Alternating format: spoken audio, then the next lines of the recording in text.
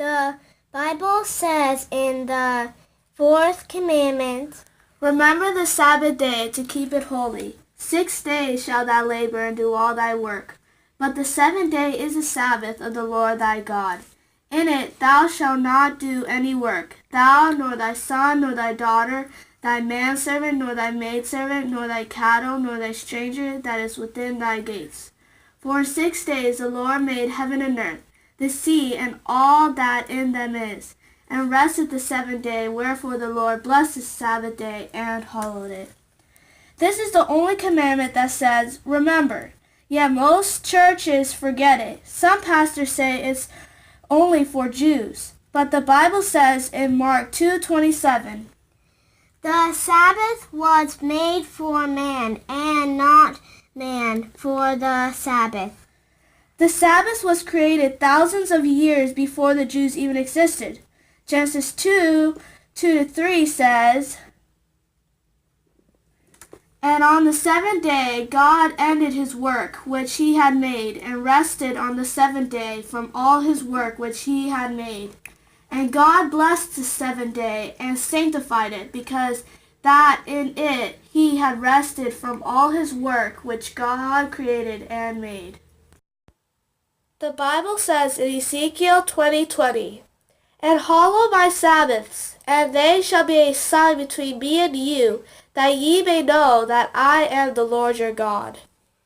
The Sabbath is a sign that we worship the true God. Satan's master deception is that he has changed the Sabbath from Saturday to Sunday. The Catholic Catechism says, "We, the Catholic Church, observe Sunday instead of Saturday because the Catholic Church transferred the solemnity from Saturday to Sunday." This is a fulfillment of Daniel 7:25. "And he shall speak great words against the Most High, and shall wear out the saints of the Most High, and think to change times and laws, and they shall be given into his hands until a time and times, and the dividing of time." According to Revelation 13:15, the mark of the beast will be a law that will enforce false worship. That false worship will be the National Sunday Law. The National Sunday Law will be passed as a means to bring the religious world together during a major crisis. The mark on your forehead is symbolic of your decision to follow the Sunday Sabbath above God's law. The mark on the hand is symbolic of your decision to break God's Sabbath. So the great test is, will you be faithful to God and be persecuted by man, or will you obey the Sunday law and face the wrath of God?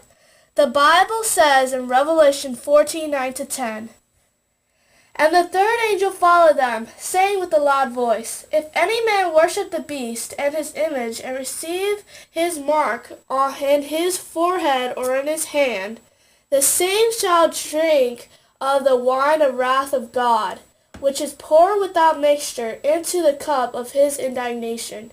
And he shall be tormented with fire and brimstone in the presence of the holy angel and the presence of the Lamb." So when the Sunday law is passed, who will you obey? God's commandments or man's tradition? The Bible says in Revelation 14:12, "Here is the patience of the saints. Here are they that keep the commandments of God and the faith of Jesus." Friend, I hope you choose right and see you in the kingdom of heaven.